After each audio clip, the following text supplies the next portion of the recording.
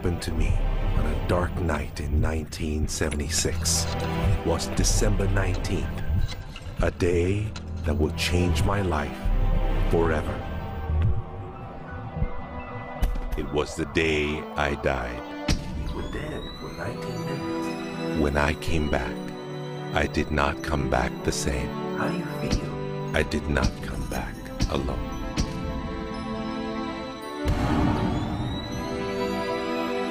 What seemed like days passed in 19 minutes. And over the course of the next few years, I began to remember the greatest mysteries revealed to me. Anything is possible.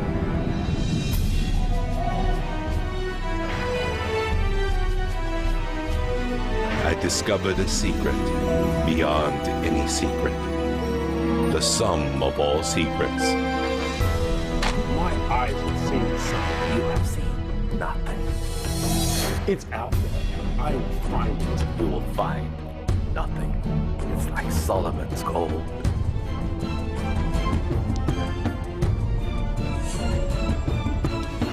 It was the key to Solomon's wisdom. The secrets of the Knights Templar and of the Freemasons. We must be stopped. Courage, my dear boy. Be strong, be brave.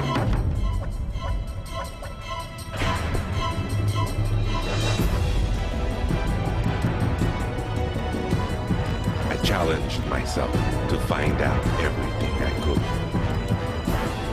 I found great teachers who knew this and began to seek them out.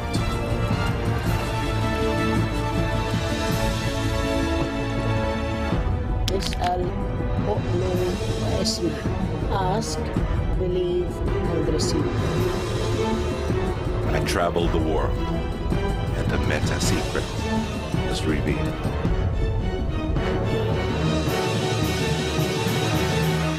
Time has come. I became a messenger to deliver all that was made known to me.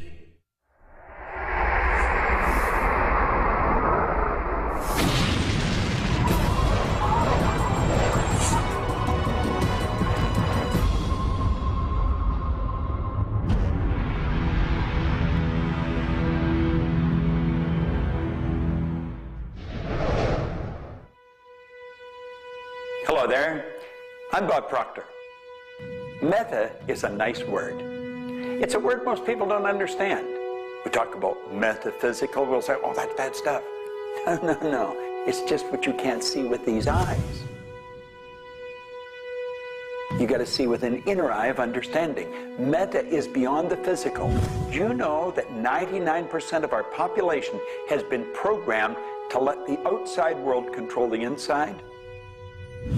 If you want to get what you want, you let the inside world control the outside. That's what the meta secret's all about. The meta secret to wealth and abundance is doing what you love, following your passion, enjoying your life, being grateful for this moment, realizing that in fact, you already have wealth and abundance. You have wealth and abundance to the level that you allow it in your life. Expand your level of openness, deservingness, and you can have more wealth and abundance right now. How do you become more wealthy? You become more grateful. Studies here in the U.S. show that grateful people earn more money and are better at innovation. So the first step to becoming more wealthy is become more grateful. Find the good in your world right now, and you'll take a first step to become more wealthy.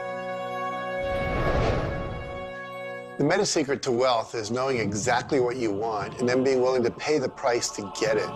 Most people think that wealth just comes out of having this impression in your mind that you're going to live an abundant life. And that's an important piece of it, but it's incomplete. If you look at the word attraction in the law of attraction, the last 6 letters spell action, A-C-T-I-O-N. One of my favorite words is satisfaction. We all want to have satisfaction. And again, in Latin, satis means enough. Enough action, satisfaction, enough action produces the result. You know, I've been very, very successful with the Chicken Soup for the Soul books, and everyone thinks, oh man, you were lucky, you had this great idea. And we use the law of attraction. We visualize and we put up posters around our office that simulate a bestseller list with our name #1. We visualize bookstore windows full of Chicken Soup for the Soul books, all of which came true. But there's a asking and a believing and a receiving, the 3 steps that I think of in the law of attraction. And the second part of believing is taking action. Because if you believe that your action is going to pay off, you'll take the action. So believing doesn't just mean like sitting there going, I believe I can be wealthy. It means doing the things that produce wealth. The key to abundance is to act in spite of fear, act in spite of doubt, act in spite of worry, act in spite of inconvenience, act in spite of uncertainty, act in spite of anything. If we're talking about metaphysical, we're talking about beyond the physical. So what we've got to do is go inside. We have been programmed to live from the outside in. We're letting what's going on outside of us control what's going on inside. If we're going to get into the meta side of our own personality, we've got to get away from this physical instrument we've got and move into the higher side of our own personality. And start to understand that we live simultaneously on 3 planes of understanding. And we work from a higher to a lower potential. If you're working with electricity, any electrician, any engineer will tell you that you have to work from a higher to lower potential. If you go contrary to that, you're not going to get any use out of the electricity. Well, when you're working with the mind, you don't start with the physical and work up. You start with thought and work down. Thoughts are of a spiritual nature. Spirit's omnipresent. Where's thought? Thought's omnipresent. 100% evenly present in all places at the same time. I can be underwater and think. I can be in an airplane and think. I've had the pleasure of working with a couple of the astronauts that have been on the other side of the moon, and they could think. Not only could they think on the other side of the moon, they could transfer their thoughts to somebody here on Earth. It's just a form of telepathic communication. You know, it's been said that if you build it, they will come. I think if you build it, and you build something with true excellence, and you distinguish it in the marketplace, and you come up with a selling proposition, and you are aggressive in your marketing to the world, it's possible that people will come. But it's not inevitable that they will come. And sitting around passively visualizing things is not likely to get the world beating a path to your door. My meta secret about wealth ultimately is you've got to create a lot of value for a lot of people. And if you do that, you will bring a lot of wealth back to you. So by giving service and giving that which helps other people improve their lives, brings joy to them, brings service and products to them, if you do that and you keep expanding that, always be thinking about expanding your service to others. And if you do that, wealth is a foregone conclusion. First thing, quit listening to what everyone else is telling you what to do. And start paying attention to what you want to do. You see, I can look back with my memory, and I can remember going and saying, Mom, Dad, or to the teacher, I want to do so-and-so. And they'd say, now, how are you going to do that? See, what they didn't understand is I didn't know how to do it. But neither does anyone know how to do the things they want to do when they first think of it. You don't have to know how. You know, 2 young bicycle mechanics from Dayton, Ohio, in the United States of America, introduced us to a new kingdom. They were the first ones to fly in airplanes. The whole world believed that you couldn't do that. Anything heavier than air is attracted towards the center of the world. You can't fly. But they wanted to, and so they did.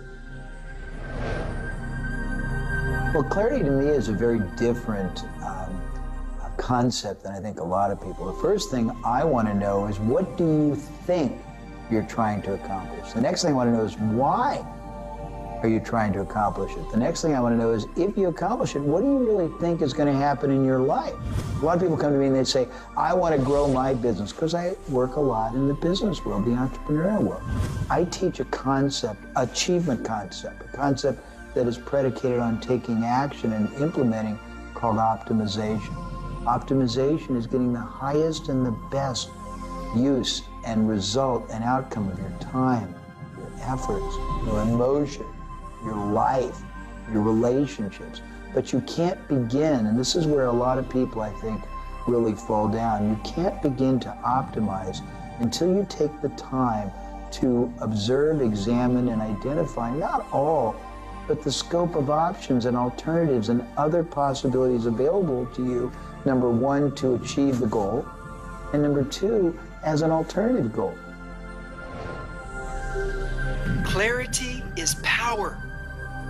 Just by being clear, you will automatically begin to magnetize things to you, to your life.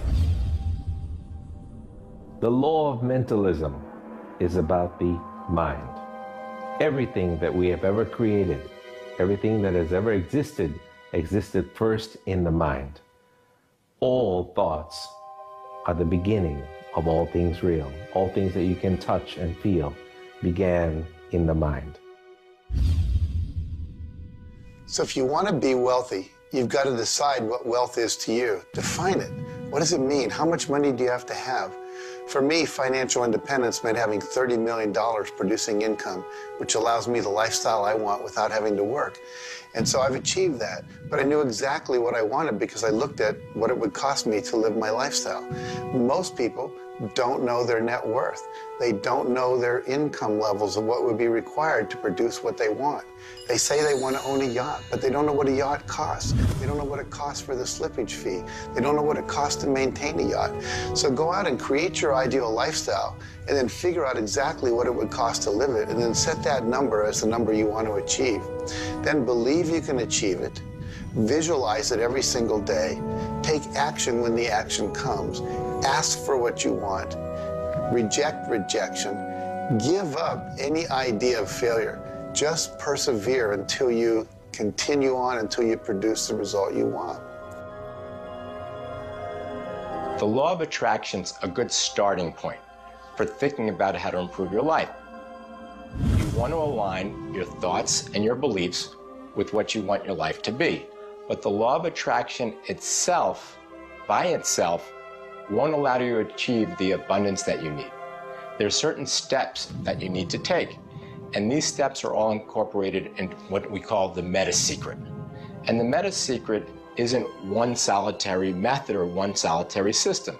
The meta secret is a combination of tools, methodologies, and ways to understand the world and ways to understand how we can change the world. Until I started looking at who I was and who I wanted to become, nothing changed.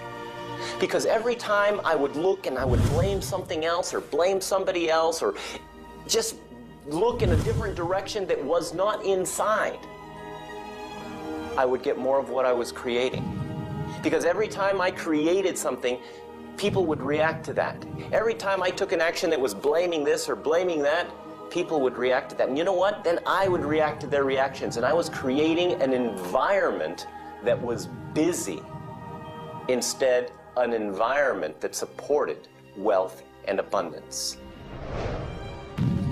If you look around, there's nothing but the abundance everywhere that you see. You see the trees growing. You see businesses happening. This is wealth, this is prosperity, this is abundance. If it's not happening for you, it's because unconsciously you have beliefs, counterintentions, negativity that actually blocks it from coming into your life. It's actually working the law of attraction all the time, but it's happening on an unconscious level. The abundance is there, the wealth is there, but if you don't feel it, if you're not expressing it, it's because inside of you, you may feel you don't deserve it. This is part of the unconscious work that has to be done in order for you to feel on a conscious, real, live, earth level what's happening with abundance and prosperity. Abundance, wealth is your natural birthright. If you're not feeling it, it's because of your unconscious beliefs. The law of correspondence, simply stated, is as above, so below, as within, so without. The law of correspondence is simply attesting to the fact that we are human creatures physically present, but we have minds and we have spirits. So we exist in more than just one plane. We might even be multidimensional beings with multidimensional thoughts, and there may be more to you than just meets the eye. If you want to be wealthy on the outside, you first have to become wealthy on the inside. As above, so below. As within, so without. First, you have to become wealthy in your thoughts. Then you become wealthy in your outer expression of that. You have to have a wealthy attitude. You have to have a wealthy, abundant thought form about who you are and what's possible. And when you have that, it will start to manifest outside of you. If a person wants to take a quantum leap rather than incremental steps, they have to begin by understanding that they can do that. There's a marvelous little book. It's called U Square. Now think of what that means. If you square a number, you multiply the number by the number, don't you? Well, when you square, you multiply your potential by your potential. It's astronomical. I mean, you just go off the board.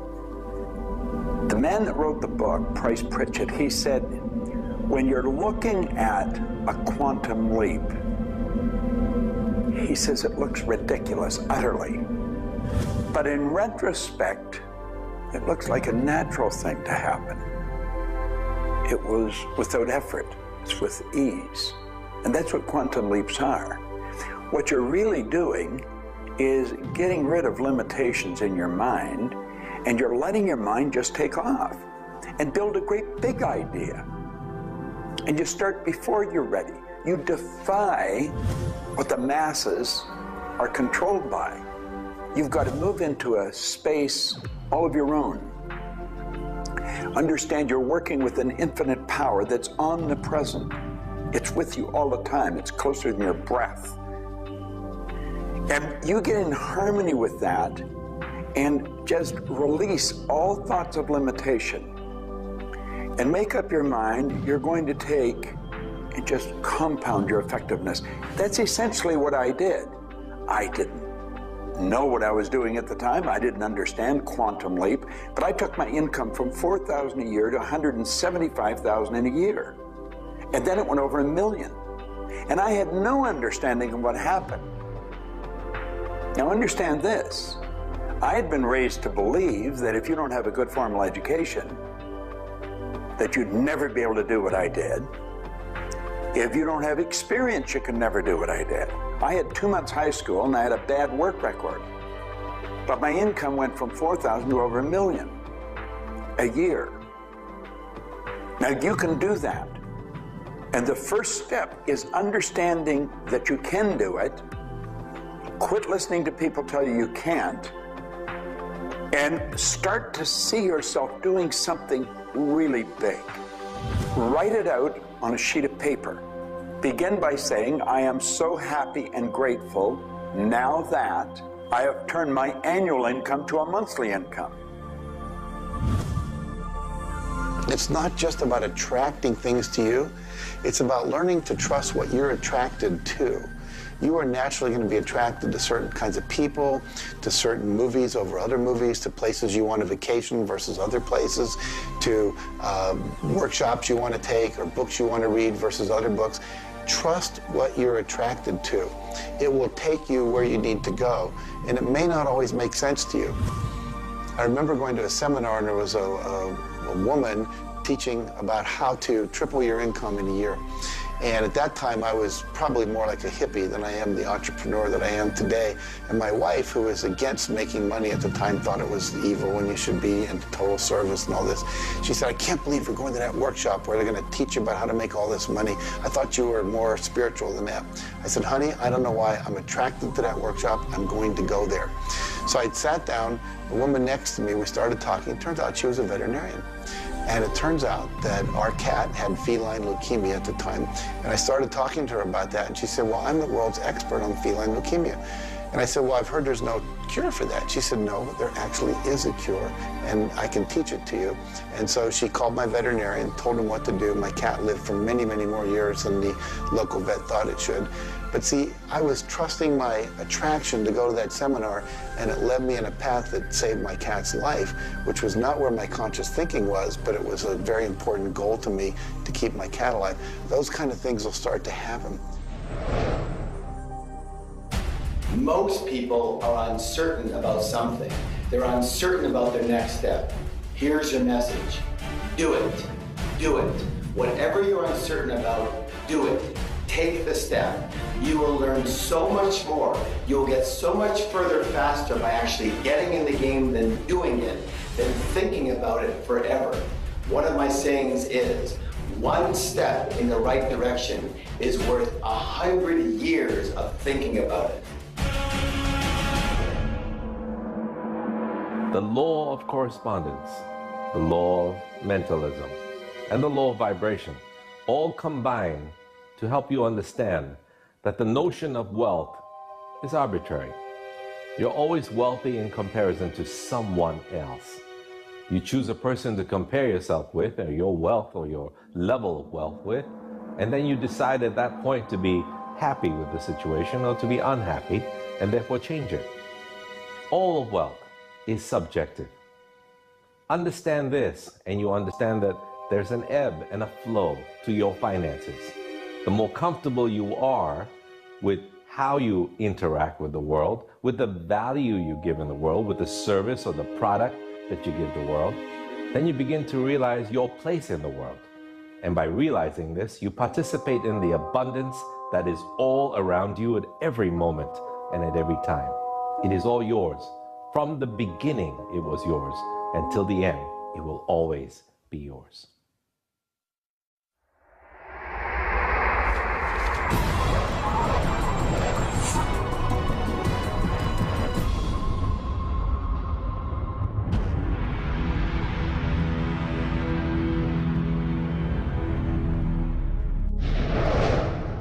The meta secret to relationships is to know that the universe is giving you love right now.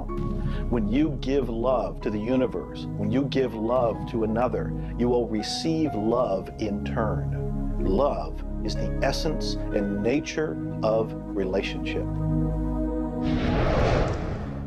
Relationships are a two-way street. It's not just about taking and giving and receiving and getting what you want, but it's also about giving. I like to say that each person should take 100% responsibility for the quality of the relationship.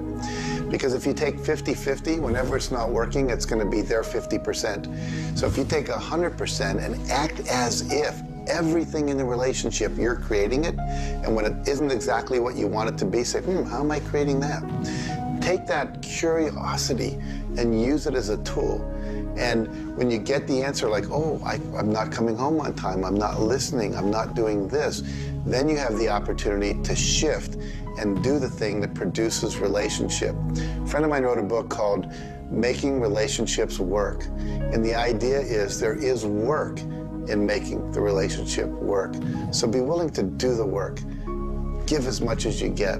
The more you give, the more will come back. To have a better relationship with anyone in your life, first you begin by having a relationship with yourself. Treat yourself the way you would your very dearest friend. Love yourself regardless of all the crazy shenanigans you pull. Believe me, I do this every day. So if you want a better relationship with someone else, love yourself. Relationships are part of what the universe is giving you as a gift. The first and most important relationship is the one with yourself. When you love yourself, you heal yourself. When you love yourself, you become a magnet that people want to hang around, and you begin to attract other people and new relationships. It's all based on love. It's all based on non-judgment. It's all based on total acceptance. The universe has a relationship with you right now, and the universe wants to give you more. Are you ready to accept it? The concept that I can't live without you is a tragic statement to me.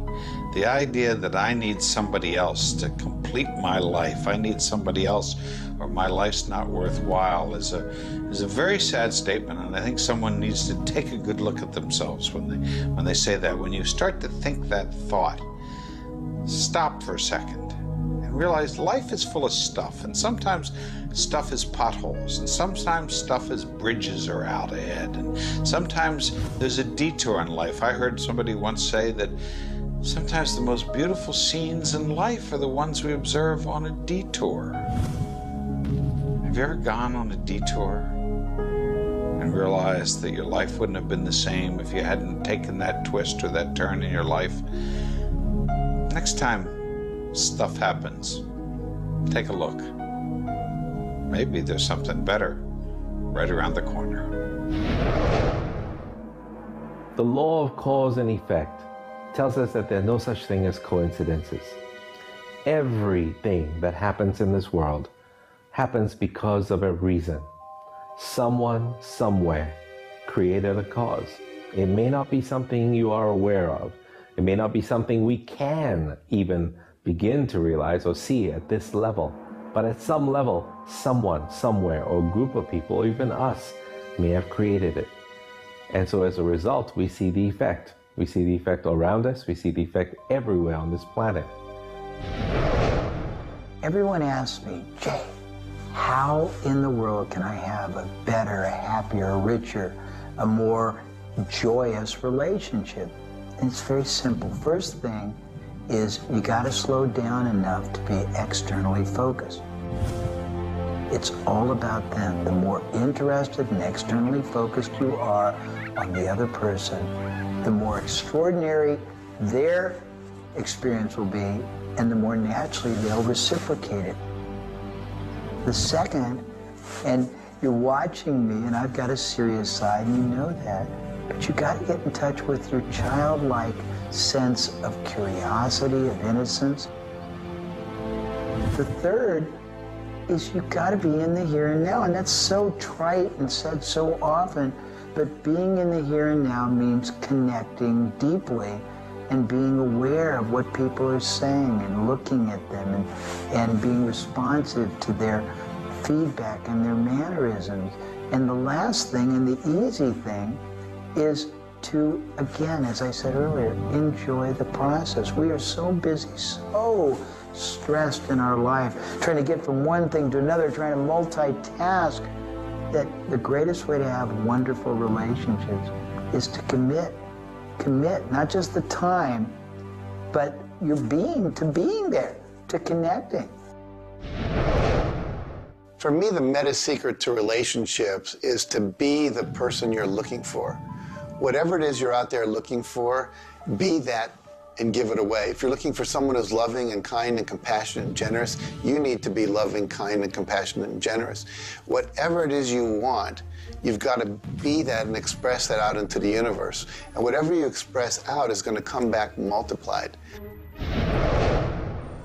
The meta secret of relationships is for you to develop an identity that brings out the best in your partner and helping your partner to be the best that they can in order to bring out the best of who you are. Criticism seems to be a big problem. If you are really secure in yourself and somebody criticizes you, it isn't going to bother you. Now, if you're insecure and somebody criticizes you, it's really going to bother you. You see, 9 out of 10 times, the person that's criticizing you really wants to help you. They just haven't really learned how to communicate effectively. But let's not let somebody else's criticism or their way of helping us shake us. If we're solid in our own self, and we really understand ourselves, then we can handle it and it won't be any problem. If criticism really rattles your chain or rattles your cage or really upsets you, it's not the criticism that upsets you. It's not the other person's opinion that upsets you. It's how you react to it. And you see, if you were really solid within yourself, you would respond to it. You would thank them for it and say, but I really don't choose to do that. Or you'd say, well, thank you, that's probably a good idea, I'll try it. But they're not going to knock you off track. So it goes back to have a good, sound self-image, a good image of yourself. Maxwell Maltz wrote a beautiful book on that way back around 1960 called Psycho-Cybernetics. Psyche-Cybernetic. Cybernetic is the communication mechanism in our mind. It's the image that we hold of ourselves. It's like a life-governing device. Well, you've got an image of you just same as I have an image of me. And our image controls how we walk, how we talk, how we dress, how we meet and greet people. And it also controls how we handle criticism when it comes our way. And it will come your way, just same as it comes to me and everybody. We want to be solid in our own belief about who we are and what we are. Let's really get to know ourselves. And then, rather than react, let's respond.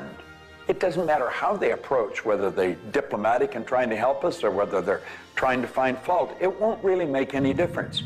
We will listen to what they have to say, listen to it, and then we'll either accept it or reject it, but it isn't going to affect the relationship with the other person one bit. There is masculine and feminine in everything. Nothing is entirely masculine, nor is it entirely feminine.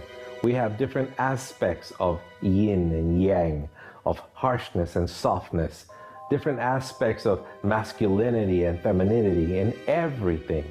If you take a look at life and see it all as a combination, see how we are always living in combination, then you begin to realize and to also appreciate the law of gender. Relationships are about communion, taking our life and making it sacred through connection with another human being. So communion and making sacred is what relationship is all about. You know, there's a lot of lonely people around. And if you're lonely, I'm going to let you in on a secret.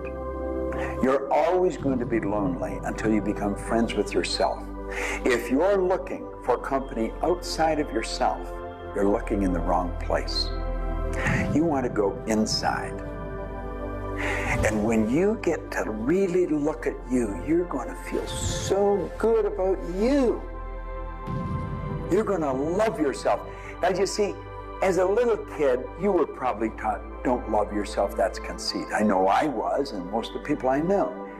That's not conceit. That's a healthy, conscious awareness of who we really are. I'm not talking about an ego trip. I'm talking about really becoming acquainted with yourself. You've got to build a good relationship with you, or you're always going to be lonely. When you get angry, look at it as, okay, this is a gift. I need to release something here. And in that process, relationship becomes a school for growth instead of just like it's someone that's going to please me. Look at how can I serve them and how can I learn from them, as opposed to how can I manipulate them to give me all my needs met. If you do that, you're going to end up with a much better relationship. If you're in a relationship where you're not experiencing full love, the way to change it is not by changing the other person. It's by changing yourself. You look within yourself and you start to feel grateful for everything about you. As you change your relationship with yourself, magically, the outside relationship will change as well. You will suddenly see it transformed. You will suddenly see that there's love in that relationship with that other person. But you don't change the other person, you change you. A lot of people spend valuable time in their life focusing on the past.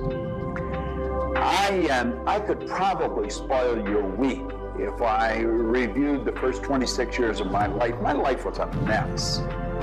And you know, at the end of 26 years, imagine living for 26 years and looking at yourself, you're unhappy, sick, and broke. I had a guy look at me and he told me I was one of the most miserable people he had ever met. And he was right.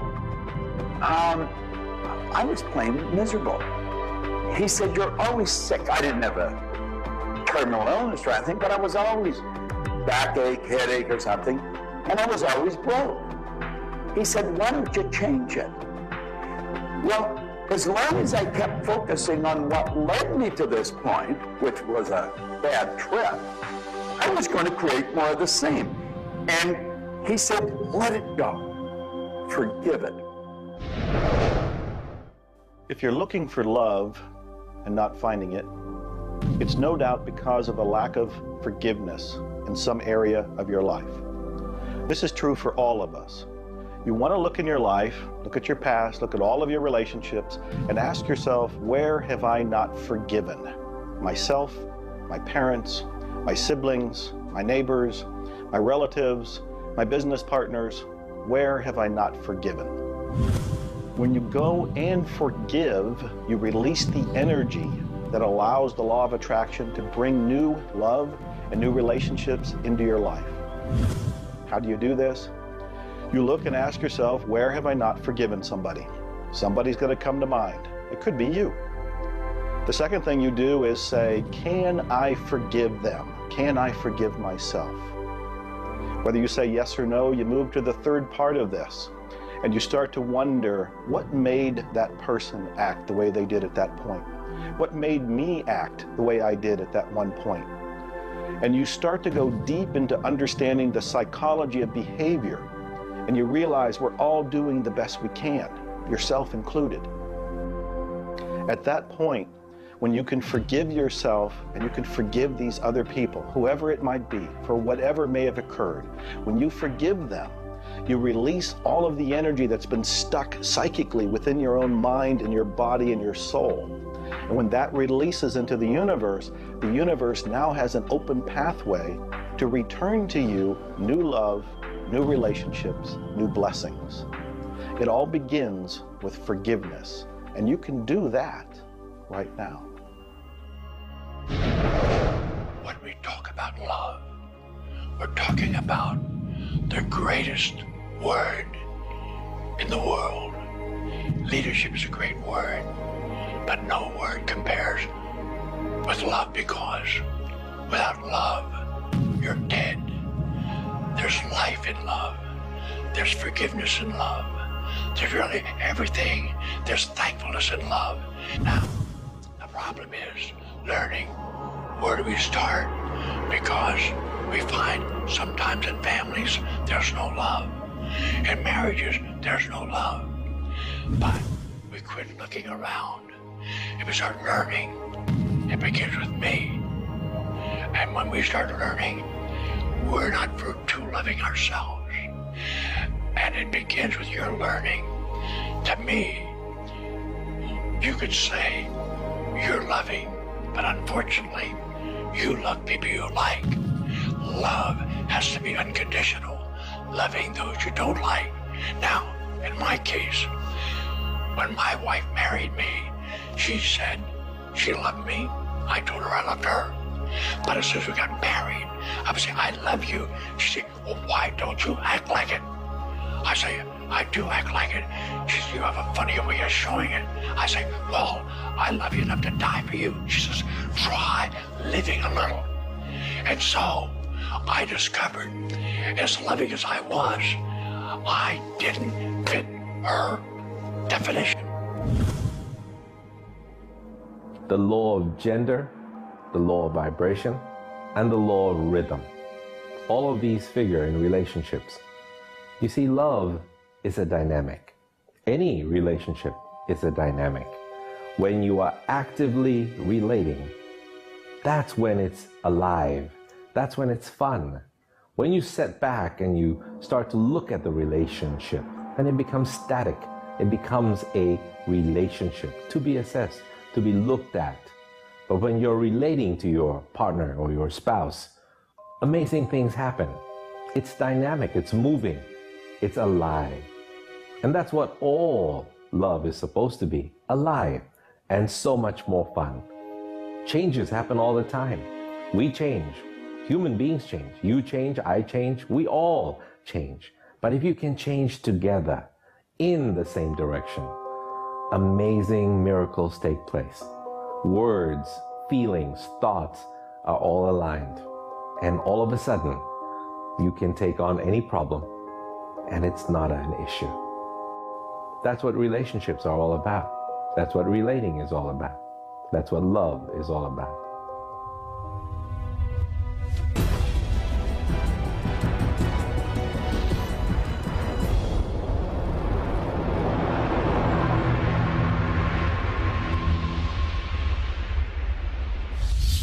はじめに言葉ありき、すなわち、クリエイターなるものはやはり言葉、振動を用いて全てを設計されたんではないかと思うんですね。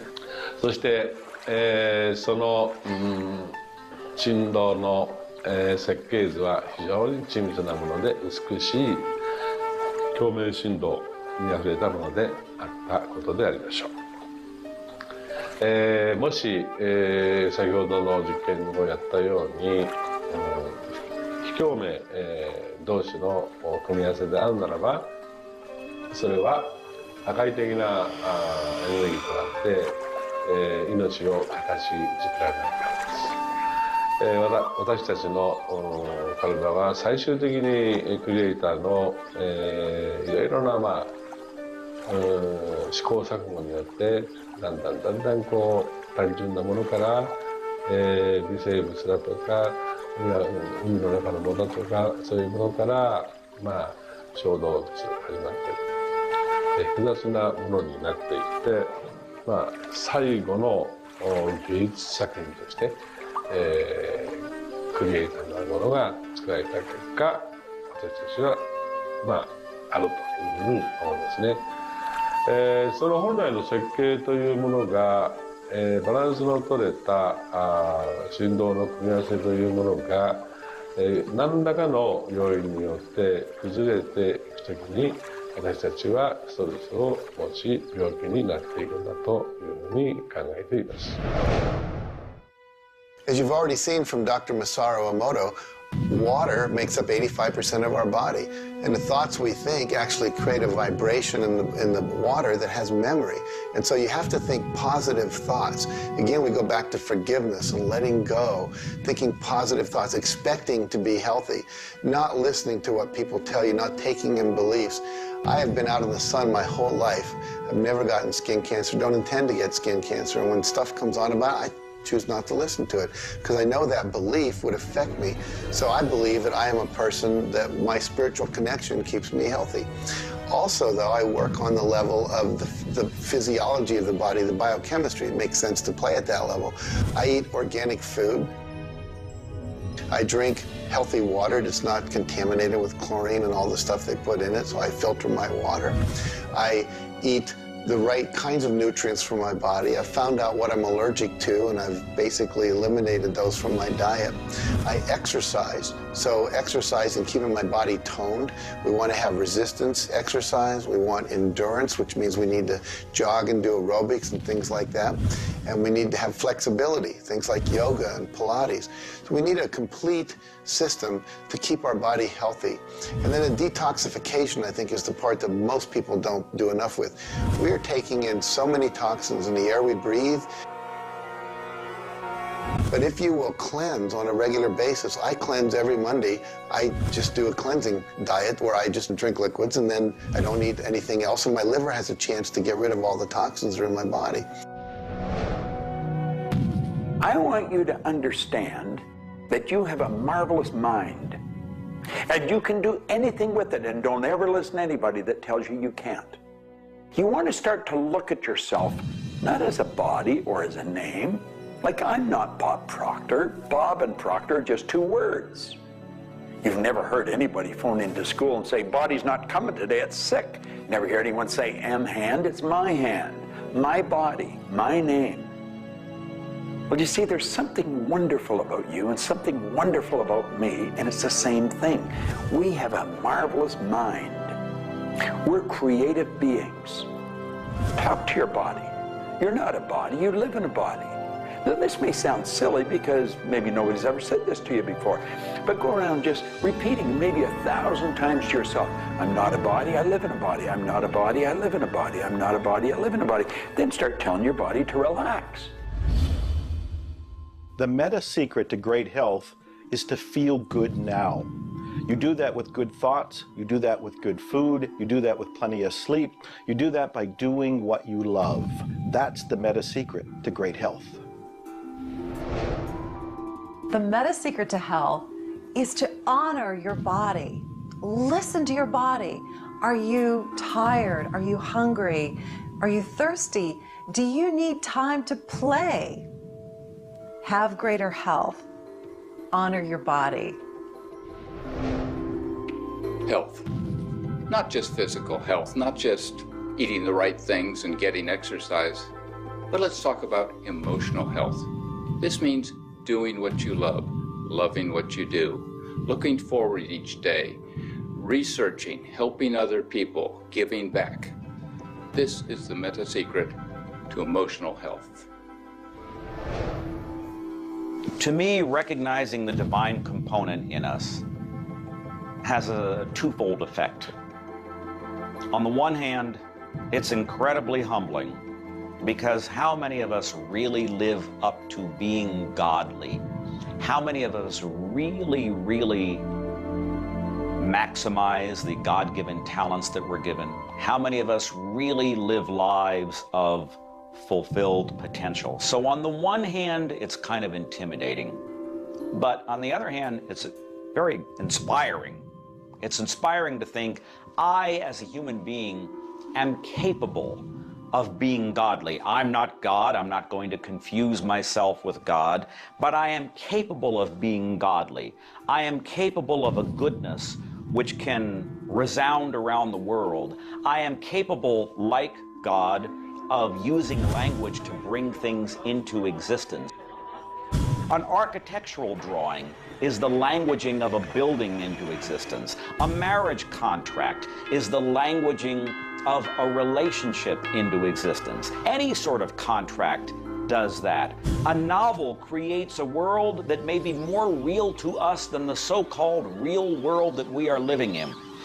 And being godly is both an obligation, which frankly I feel I fall vastly short of, but also an incredibly inspiring opportunity. And the ancient traditions, not only the one that I come from, but really all of them, teach us this. The law of rhythm is the very fabric of life itself. Rhythm is everywhere. Things are born and things die.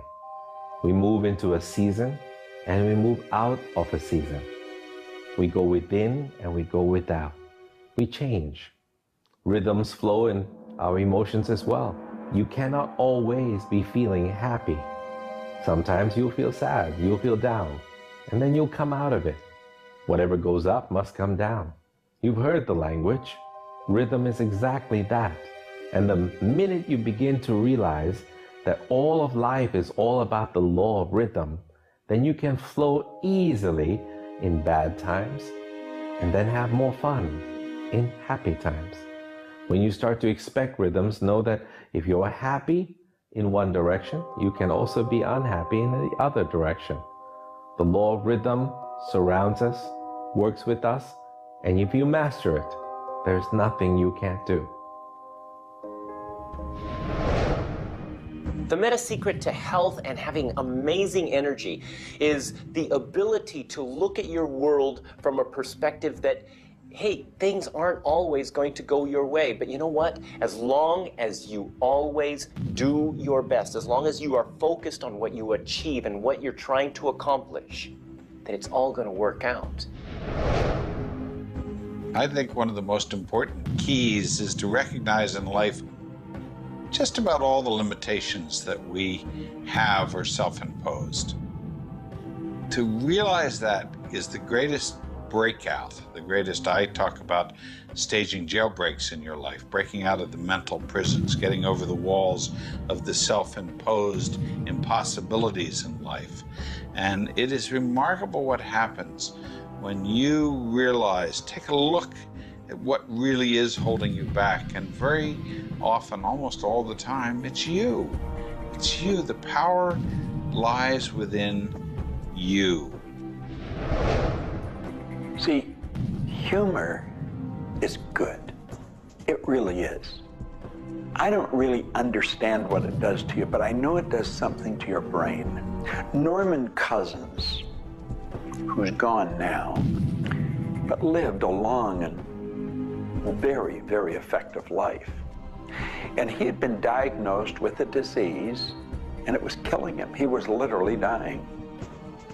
And one day he got thinking to himself, if sadness and sickness are hooked together, then happiness and health must be hooked together. And so he had people bring in old movie films of Laurel and Hardy and all kinds of different old actors, funny stories. And he started to play them. They made him move out of the hospital. So he rented a suite of rooms in a hotel. And he had these movies playing all the time. And he was laughing, a real belly laugh. And he got better. Now, I think you know when you're laughing, you're feeling good. Start to laugh at yourself. When you make a mistake, laugh at yourself. Don't get serious with yourself. It plays a very, very important role in a healthy, relaxed life. If you want to study it further, get into some of Norman Cousins' material, and he'll explain exactly what it does to the brain that controls the vibration of the body. Start laughing a little more. Have fun. The mind can't be all it is designed to be without the body being everything it was designed to be. But we basically thwart both. Or you can have a great relationship. You can have a great financial situation. You can have a great family relationship. And the big problem in our society, certainly in Western society, people don't exercise, 92% of people don't exercise, they don't eat nutritious things, they don't complement to compensate. It's very simple. And if you break it down to the little steps like eating an elephant, you'll have the most rich, satisfying, fulfilling, gratifying, liberating life, but you gotta balance it. Health is all up here. All I know is right now, I don't have a voice, I don't have much sight, I don't have a hearing. My strength is gone. However, I have never been more excited and thankful in my whole life. The law of vibration simply states that everything is in motion. Nothing stays static. At some level, even though something may appear as if it's not moving, its molecules are moving, its atoms are moving. Everything vibrates. Not just your thoughts, everything. Now, I do understand that disease cannot stay in a healthy vibration. It just cannot. I also understand you cannot turn disease into health, but you can release disease and recreate health. You see, your body is changing at the rate of millions of cells every second. And it's the thought patterns that you hold in your mind that control the vibratory rate of the body. Your brain is an electronic switching station. There's all kinds of material written on thought, on attitude, and on health. And I do know this. If you are suffering from a physical disease, quit talking about it, quit thinking about it. Go to a very competent medical doctor and follow that person's advice, because he or she will tell you what to do physically, but at the same time, instantly begin visualizing every molecule of your being in harmony with the law of vibration. Now, I would have an affirmation that I would repeat. I am so happy and grateful now that every molecule of my being is vibrating in perfect harmony with God's laws. My body is getting healthier and stronger and more vibrant every minute of every day. And repeat that. Treat it like a mantra.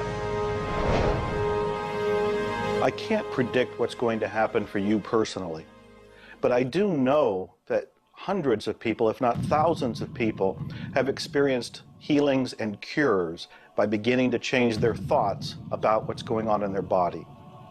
In my book, The Attractor Factor, I talk about a person who had cancer. She experienced the idea of forgiving everybody and everything in her life, and she went through the process of doing that, working with a coach.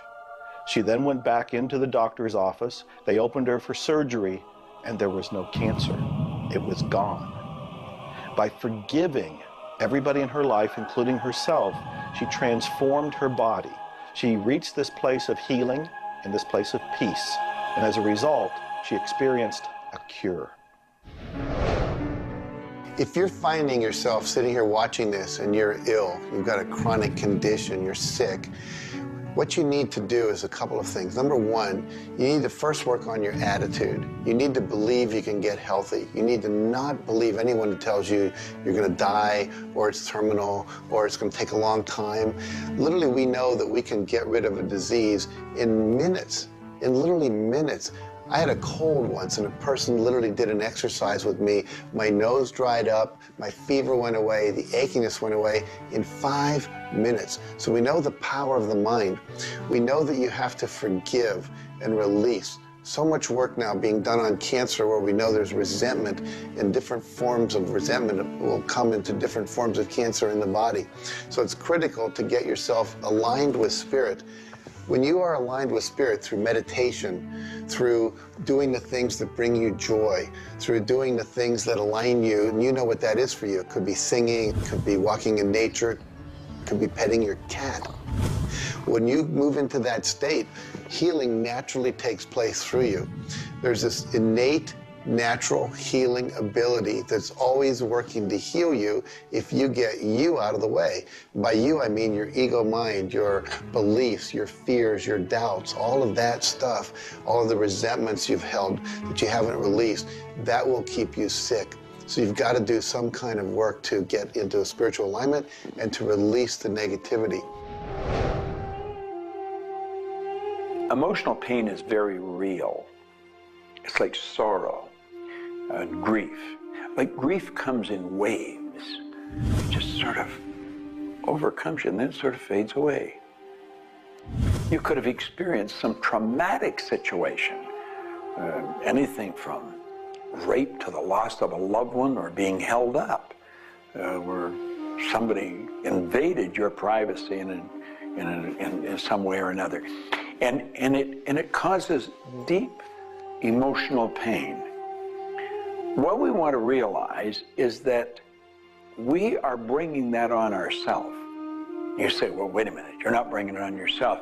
No, but you're reliving the situation. We've got to separate ourselves from the incident, from the situation.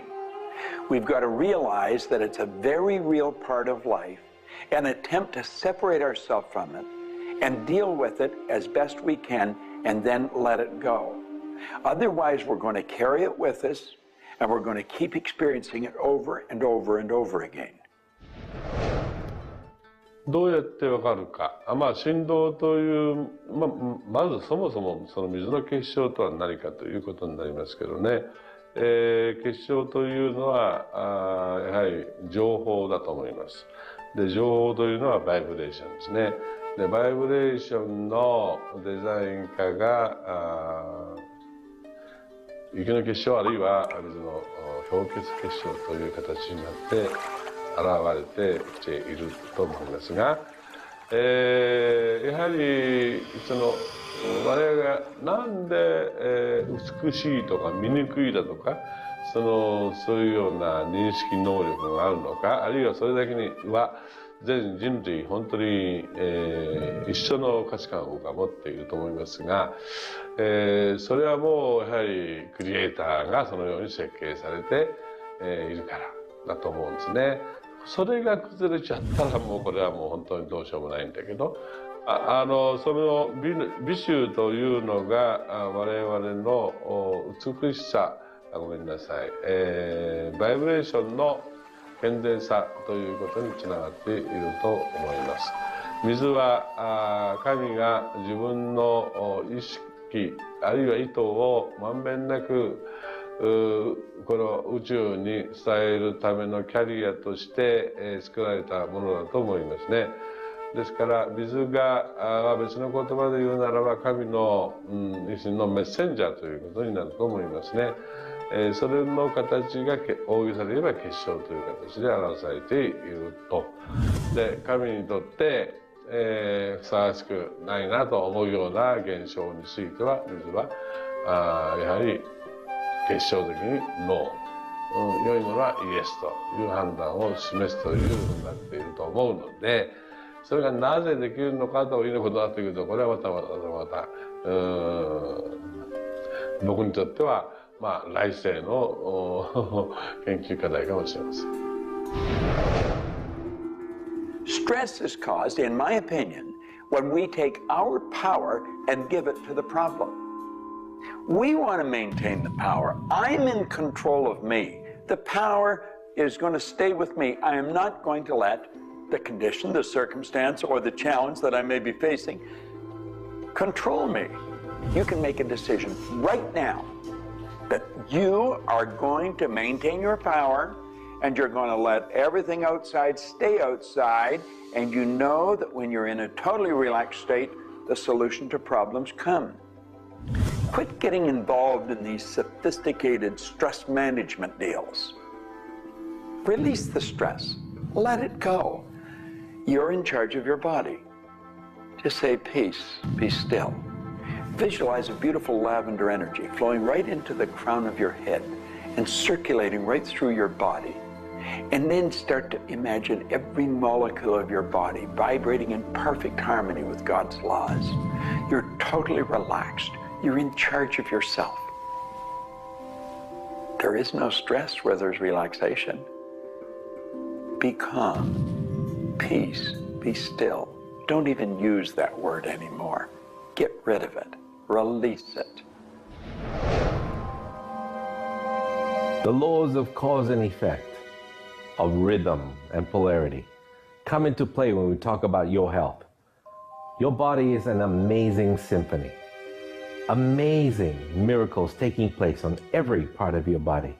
And what holds it together are fields of force that we cannot even begin to understand. Every day, your cells are renewing until you have new organs generated all the time. Your body and your cells are repairing themselves even as they remove toxins from your body. I can't help to wonder sometimes if you gave that entire symphony a wonderful environment filled with fields of happiness and radiant joy and vitality, how that growing, renewing process might work a little bit better, sort of like happy children in a playground.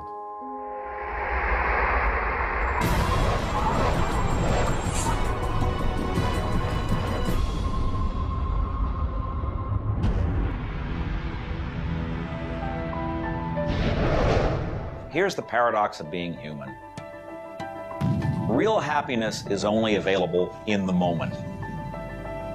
If you're brooding on the past or obsessed about the future, even if you're looking forward to something that could be magnificent in the future, it's not quite the same sort of anchored contentment that you get from really being in the moment.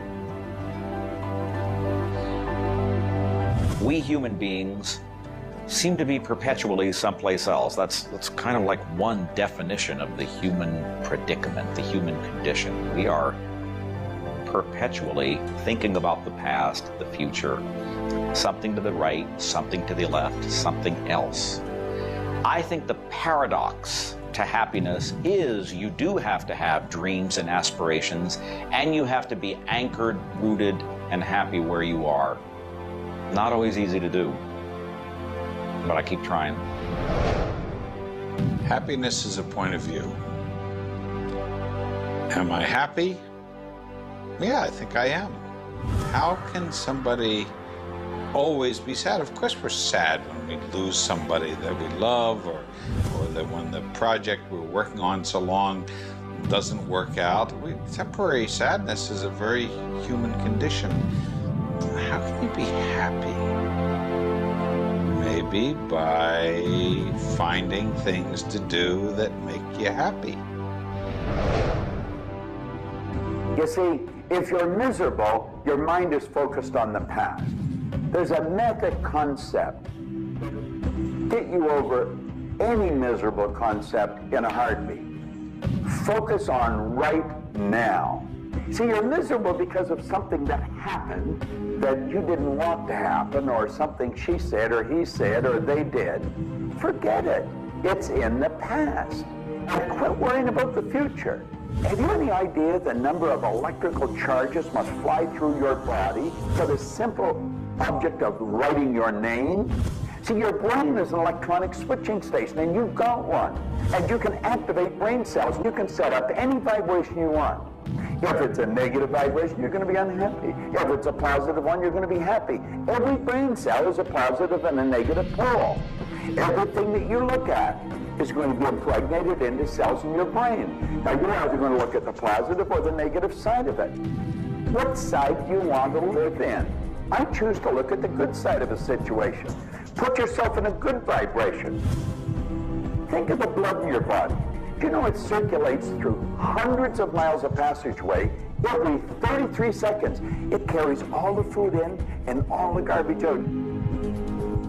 You got more power in your little finger than you need to light up your home for the year. There's about 11 million kilowatt hours per pound of potential energy locked up in your body. And you're probably saying, I haven't got any energy. That's because you're miserable. Get out of it. Get over it. Focus on now.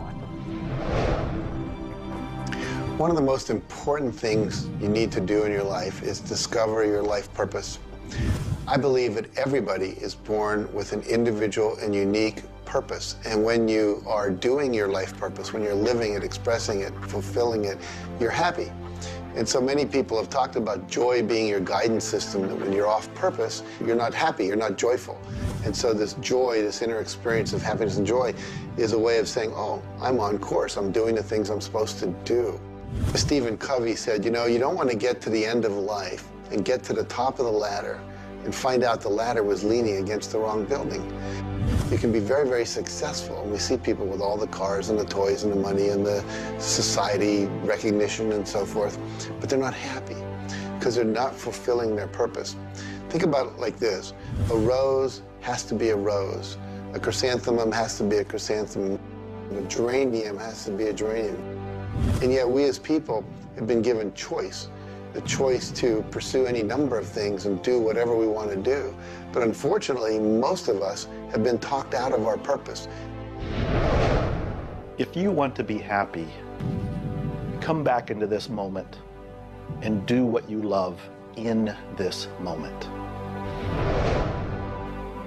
You should absolutely work toward improving your life, improving the world, improving your relationships, improving your finances. Every sort of conceivable improvement at a micro or macro level should indeed be your agenda. But if you are not happy with things the way they are, then your happiness is perpetually on hold pending a condition that doesn't exist yet. If you do that, you will never be happy. You have to realize that the point of power in your life is in this moment. People think about the future and they throw their power into the future. There is no future. When it gets here, it's called now. It's called this moment. People think about the past and they throw their power into the past, but there is no past. It's gone. When you think about the past, you think about it in this moment. This moment is all there is, and you can be happy in this moment. When you are, everything is taken care of. All is well. Happiness and achieving happiness is a process. It's not something you achieve right now and you're done and you have your happiness. It's something that you're constantly attaining and re-attaining through life. And the way to do that is to really understand what brings contentment in your life and to achieve that. And one of the key things to remember in terms of happiness is that part of this process is sharing happiness with other people. The more we share happiness and the more we teach other people how to bring happiness and fulfillment in their life, the more we'll be happy and fulfilled. So continue with your journey of greater fulfillment, and you'll have more happiness in your life. The law of polarity is about dualism. Everything exists in relation to something else. There is no person that's entirely good. There is no person that's entirely bad. There is no entirely hot or entirely cold. It's always hot in relation to something else that's colder. It's always colder in relation to something else that is hotter. We move in directions as opposed to moving in a static field. We always move from one place to another, from one thing that's more pleasant to something that's less pleasant, or something that's unpleasant to something that's more pleasant. There is a movement, and this movement exists because of polarity. Happiness is what you want, and happiness you can have right now. Why aren't you feeling happy? Why isn't anybody feeling happy? Because psychologically they use unhappiness as a motivator. They think by being unhappy, angry, desperate, frustrated, whatever the feeling might be that's not happiness, that it will whip them forward. It'll make them take action. And it's something that actually shoots themselves in the foot. Because when you are happy now, which is available to you right now, you know what your choices are. You can see what your decisions are to be, and you can more clearly decide on what to do next.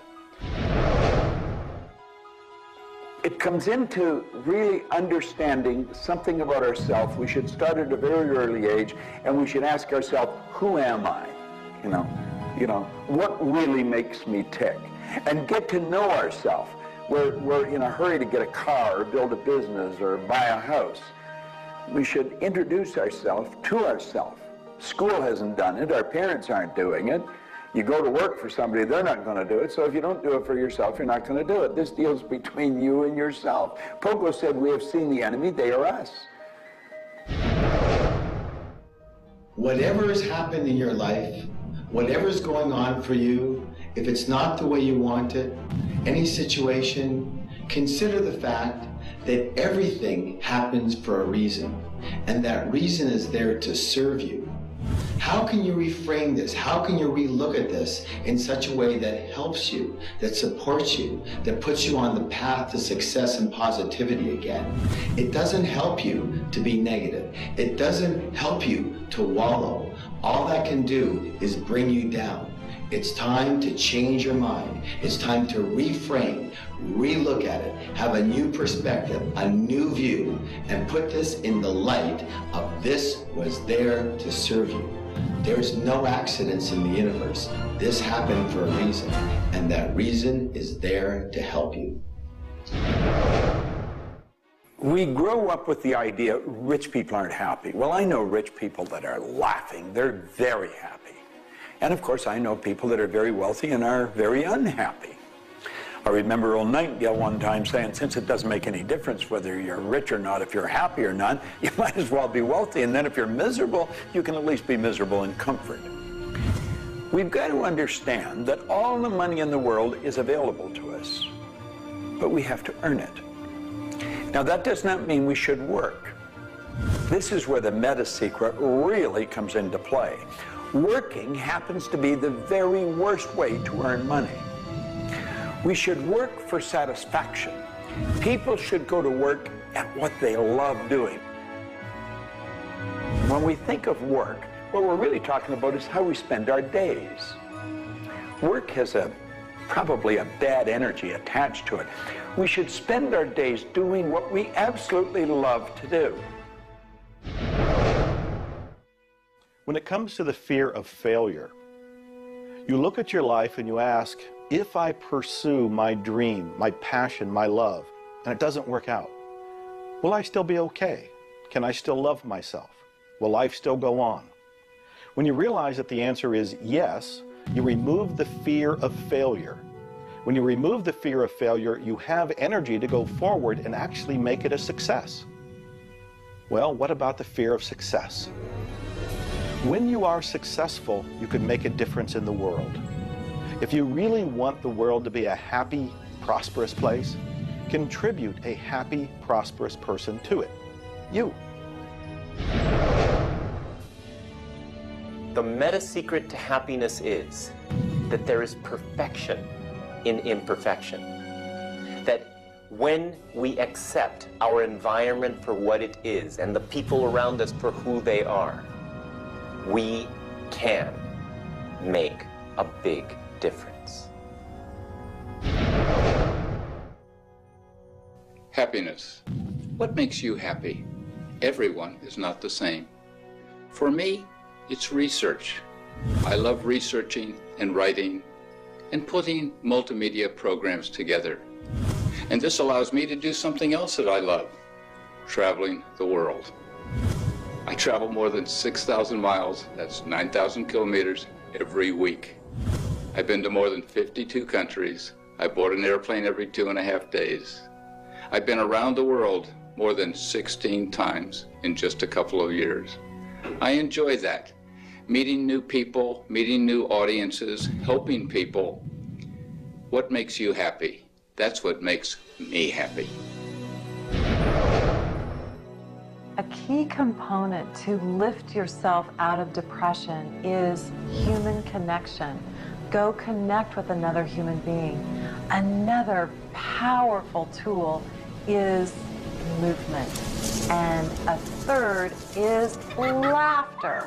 Go play and have some fun and watch your spirits begin to lift. The meta secret of life is to realize that the journey is the thing.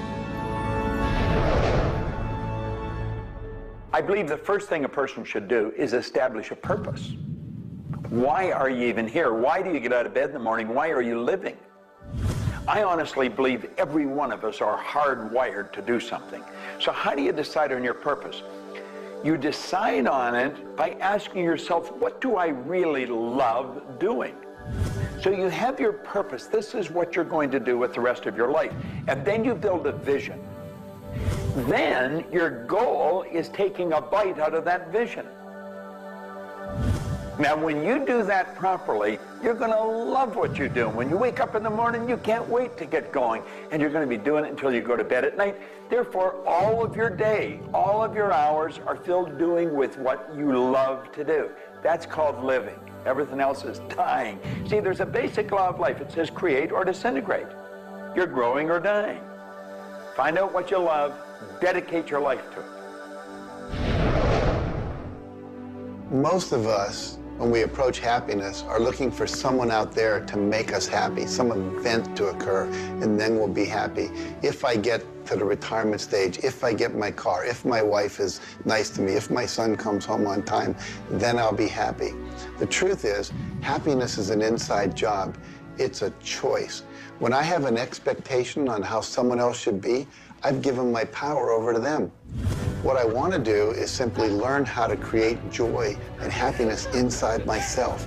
And we can do that in numerous ways, by doing the things we love, by focusing on the good qualities in ourselves, by choosing to focus on the good qualities in others instead of being judgmental.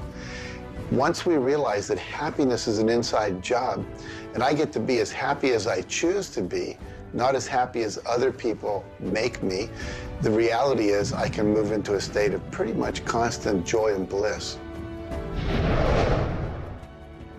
Stuff happens. Life happens. And then you get to choose. Look, you have a mission to do.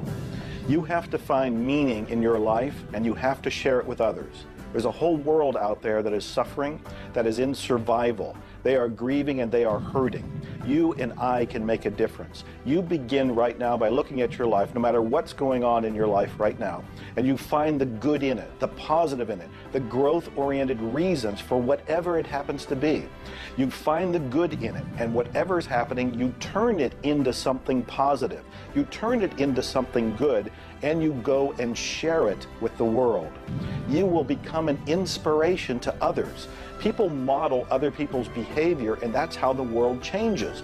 You be that inspiration for success. You be the model for change. You be that person that has meaning in their life, and you will give meaning to yourself and others. It all begins with you.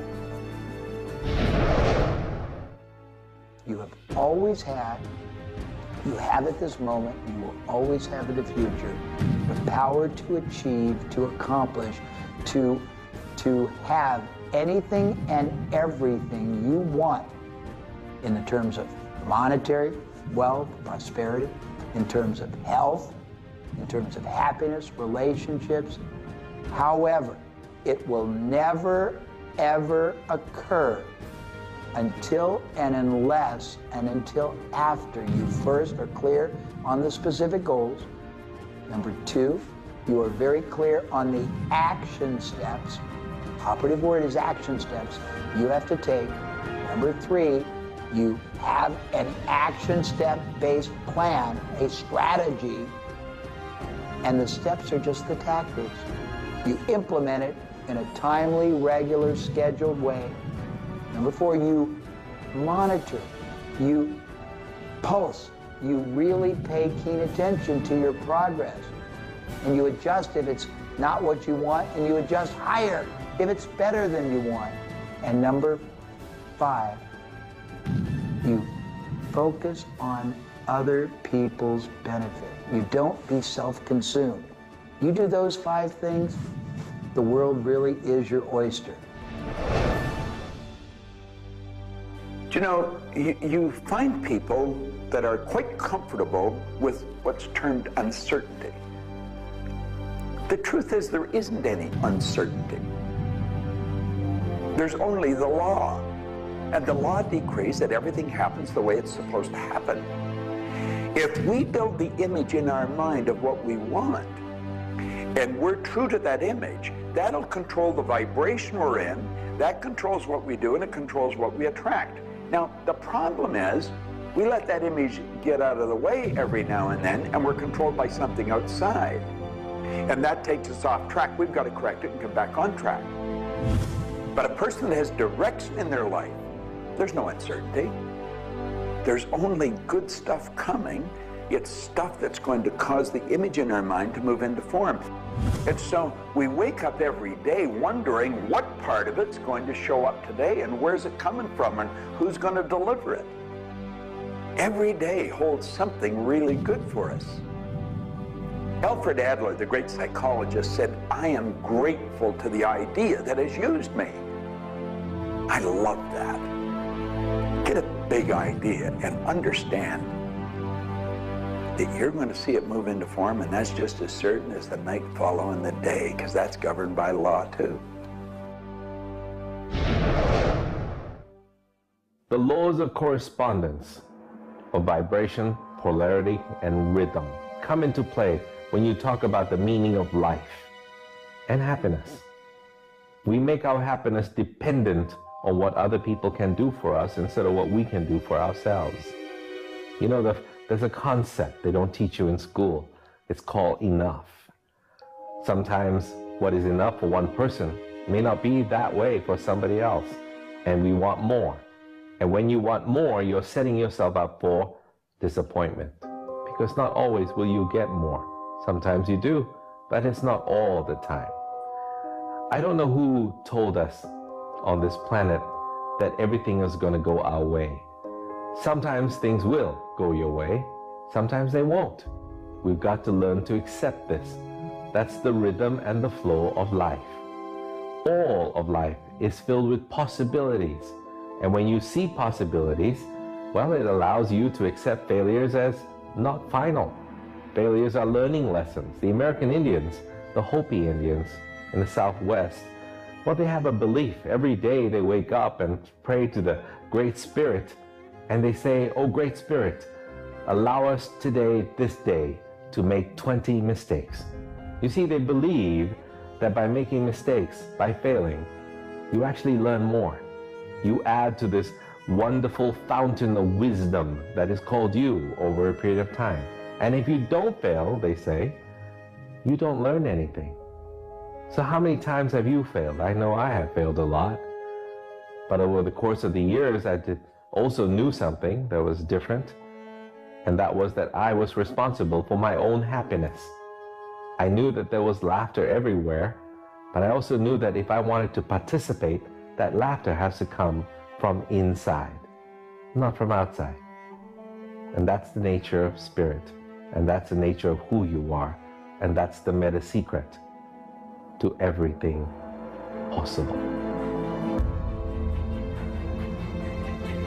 This is our home. We have nowhere else to go. Earth gives us everything we need to celebrate life. Everything you do will either hurt or heal our planet.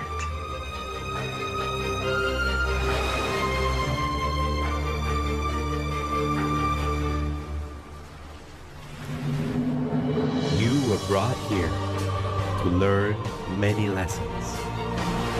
To learn how to love who you are, where you are, and the people you surround yourself with. Just remember that you carry within yourself everything you need for the fulfillment of your life's purpose. You are the sum of all of your experiences, all of your choices, and you are a work in progress. You deserve more happiness, more love, more joy, more abundance, and especially more fun. Life was never meant to be a struggle. You were meant to participate in this grand miracle called life. And as you begin to look all around you, start now to taste, smell, hear, and touch with your heart the abundance that surrounds you. You are indeed spectacular beings of light.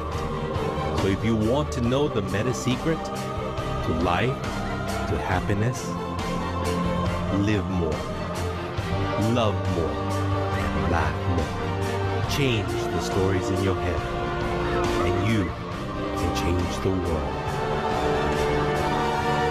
It's a short trip. Make it a good one.